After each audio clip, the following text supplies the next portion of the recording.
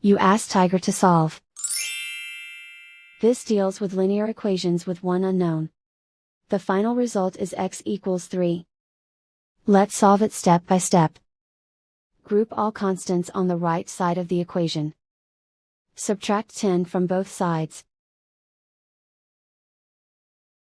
Simplify the arithmetic.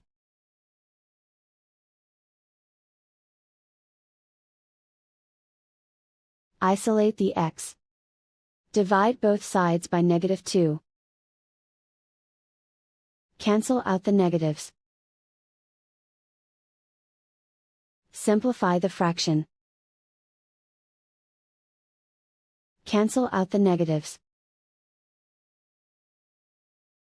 Find the greatest common factor of the numerator and denominator. Factor out and cancel the greatest common factor. And so the final result is x equals 3.